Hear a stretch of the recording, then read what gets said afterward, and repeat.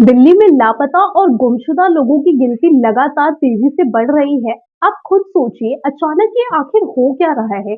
कहाँ जा रहे हैं ये लोग? क्या कोई नई ट्रैफिकिंग गैंग उभर रही है? क्या हमारे आसपास का माहौल अब पहले जैसा सुरक्षित नहीं रहा? ये तो चलो हम बाद में डिस्कस करेंगे। फिलहाल हमारा मुद्दा ये है कि क्या कोई ऐसा समाधान है जिससे हमें इस रहस्यमयी गुत्थी को सुलझाने में मदद मिल सके? बिल्कुल। देखो, अगर हम सीसीटीवी फुटेज का सही वक्त पर इस्तेमाल करें, तो शायद काफी केसेस में बड़ी मदद हो सकती है। लेकिन सवाल है, सरकारी सीसीटीवी कैमरे किसके अंडर आते हैं और इनको हम लीगली एक्सेस कैसे कर सकते हैं? क्योंकि देखो, दिल्ली में आज की तारीख में तकरीबन 2.5 लाख से ज्यादा सरकारी सीसीटीवी कैमरे हैं और अगर इसमें हम प्राइवेट कैमरे जोड़ दें, तो संख्या 30 लाख से भी ज्यादा हो जाएगी। इसी वजह से दिल्ली को देश की सीसीटीवी राजधानी भी कहा जाता है। यानी हर गली, मोहल्ले, सड़क और ट्रैफिक लाइट्स के एरिया में हो रहे एक्सीडेंट, असॉल्ट और क्राइम सीसीटीवी की नजर में तो हैं। तो चलिए समझते हैं कि आखिर हम सीसीटीवी फुटेज कैसे एक्सेस कर सकते हैं। और हाँ, दिल्ली क्या, आप देश के किसी भी कोने से हैं, ये जानकारी आपके लिए मददगार साबित हो सकती है, क्योंकि प्रोसेस लगभग हर जगह एक जैसा ही होता है। पहली बात, सीसीटीवी फुटेज कोई यूट्यूब क्लिप नहीं है जो आप डिमांड करके ले आए। इसका एक प्रॉपर लीगल प्रोसेस होता है। प्राइवेट कैमरों की फुटेज तो आप सीधा ऑनर से मांग सकते हैं, लेकिन सरकारी सीसीटीवी कैमरों का कंट्रोल अलग अलग डिपार्टमेंट्स के पास होता है। जैसे कि ट्रैफिक पुलिस और लॉ एंड ऑर्डर पुलिस के पास शहर के मुख्य रास्तों और चौराहों की फुटेज होती है।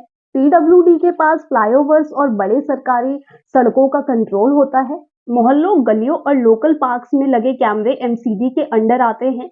वहीं मेट्रो और रेलवे की सिक्योरिटी आरपीएफ और सीआईएसएफ देखती है। तो अब सरकारी सीसीटीवी फुटेज निकलवाने का सबसे आसान और सही प्रोसेस क्या है? सबसे पहले तुरंत पुलिस स्टेशन जाएं, एफआईआर या रिटन कंप्लेंट दर्ज करवाएं। एप्लीकेशन में साफ लिखें कि आपको फुटेज क्यों चाहिए और उसका सटीक डेट, टाइम और लोकेशन क्या है। पुलिस को खुद बताएं कि किस खंबे या बिल्डिंग पर सरकारी कैमरा लगा है। इससे उनका काम आसान हो जाएगा। केस दर्ज होते ही जो आईओ असाइन होता है, उनसे तुरंत रिक्वेस्ट करें कि वो एक लेटर ऑफ रिक्वेस्ट संबंधित विभाग को भेजे फुटेज को प्रिजर्व करने के लिए। एक बहुत जरूरी बात, आरटीआई से फुटेज निकलवाने में वक्त बर्बाद ना करें। ज्यादातर सरकारी कैमरों का बैकअप सिर्फ 15 से 30 दिन तक रहता है। जब तक आरटीआई का जवाब आएगा, फुटेज डिलीट हो चुकी होगी। साथ ही सिक्योरिटी और प्राइवेसी का हवाला देकर आरटीआई रिक्वेस्ट अक्सर रिजेक्ट भी हो जाती है। आगे चलते हैं। अगर पुलिस कोऑपरेट ना करे या फुटेज निकालने में देरी करे तो क्या करें? पहला रास्ता है बड़े ऑफिसर्स से मिलना। अगर थाना इंचार्ज बात नहीं सुन रहा, तो सीधे एसीपी, डीसीपी या एसपी के ऑफिस जाकर लिखित शिकायत दें। दूसरा रास्ता है कोर्ट की मदद लेना। आप अपने वकील के जरिए मजिस्ट्रेट कोर्ट में सेक्शन 91 बीएनएसएस के तहत एप्लीकेशन लगा सकते हैं।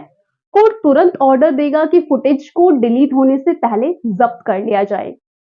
तीसरा रास्ता है सोशल मीडिया। ट्विटर यानी एक्स पर लोकल पुलिस और कमिश्नर को टैग करके इंसिडेंट की डिटेल लिखें। आजकल सोशल मीडिया पर सुनवाई जल्दी होती है। तो समरी ये है, पहले एफआईआर करें, उसमें सीसीटीवी का जिक्र करें, आईओ से फुटेज सीज करने की रिटर्न रिक्वेस्ट करें। ये सब 48 से 72 घंटों के अंदर शुरू कर दें, क्योंकि देरी होने पर फुटेज मिलना नामुमकिन हो जाएगा। ये वीडियो सिर्फ जानकारी के लिए है। किसी भी केस में लीगल एडवाइस के लिए हमेशा वकील या पुलिस से ही संपर्क करें। अगर आपकी जानकारी में कोई मिसिंग, असॉल्ट, एक्सीडेंट या अन्य क्राइम केस में फंस गया है, तो उसे ये वीडियो जरूर शेयर करें। जाते जाते एक चीज और बता दें, दिल्ली पुलिस का एक पोर्टल है जिपनेट। यहाँ मिसिंग पर्संस, अनआइडेंटिफाइड पर्संस और अननोन बॉडीज का स्टेटस भी अवेलेबल होता है।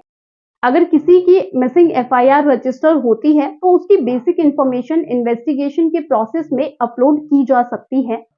शायद वहां से भी आपकी कुछ मदद हो जाए। लेकिन सीसीटीवी फुटेज के लिए आपको पहले बताए गए रास्ते ही अपनाने चाहिए।